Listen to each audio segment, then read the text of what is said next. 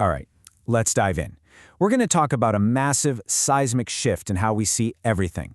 A revolution in art, in thought, all sparked by just two friends who had a radical new idea about what it means to be human. Okay, so a peaceful hike, a really sad song, a terrifying horror story, what do they all have in common?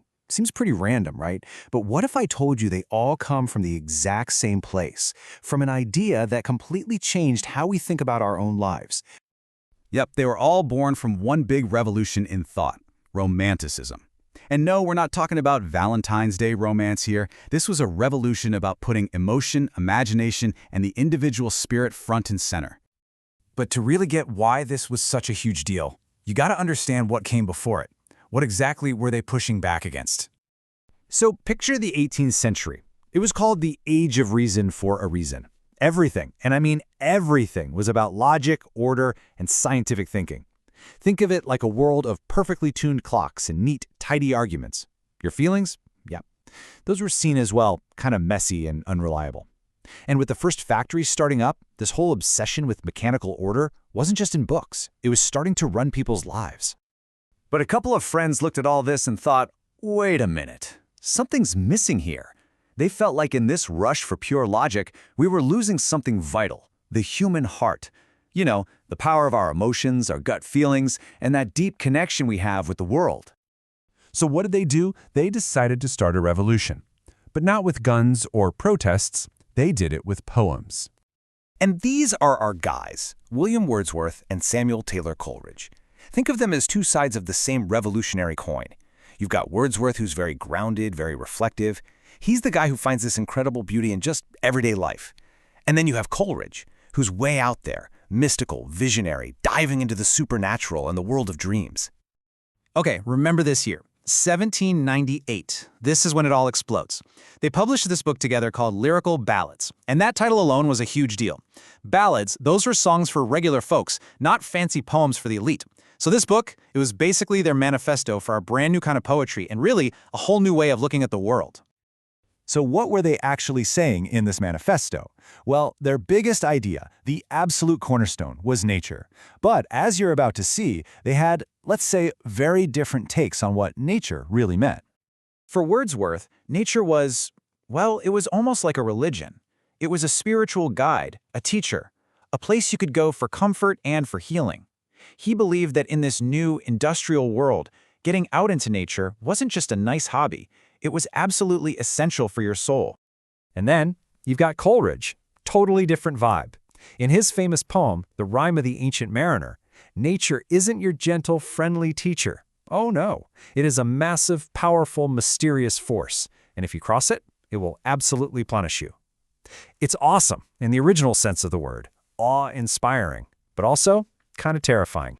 And this idea of awe, of terror, of these huge, powerful forces, it wasn't just about the outside world. The Romantics believed that the universe inside our own heads, our minds, was just as wild and just as important to explore. And this is the absolute key takeaway. For them, a feeling wasn't just an emotion. It was a form of truth. They were basically saying that your personal, subjective feelings, they're just as real, just as valid as any scientific fact. That gut instinct you have, that moment of pure awe, even your deepest sadness, they believed all of that was a gateway to understanding the world on a much deeper level. Wordsworth even broke it down for us. He came up with this recipe for poetry. First, you start with a spontaneous overflow of powerful feelings. You know, a big emotional moment. Then, you just let it sit with you. And finally, you recall it later when you're calm. See? It's not about being clever with words. It's about bottling up a real, powerful emotion and then looking at it again later. Coleridge? Yeah, he took up, let's say, a different route to that same inner truth. A lot of his most famous poetry literally came to him in dreams and visions. For Coleridge, imagination wasn't just about daydreaming. It was like a superpower, a way to tap into these hidden, mysterious parts of reality.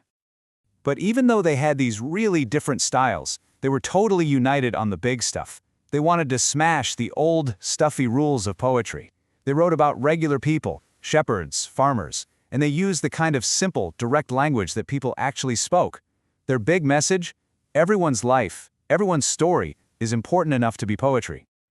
Okay, So this was all happening what, over 2 centuries ago? Why should you care? Well, here's the thing. Their ideas are so baked into our culture now, we don't even see them anymore. They're just how we think.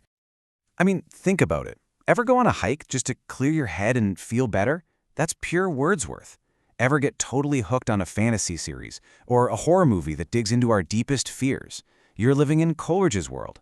These two guys basically wrote the instruction manual for how we tell stories today. When you boil it all down, their revolution was really a declaration. They taught us that our inner worlds, our feelings, our memories, our dreams, they matter a lot. They basically gave us all permission to trust our own experience as a true and powerful way to understand life. And that brings us right back to today. I want to leave you with this question.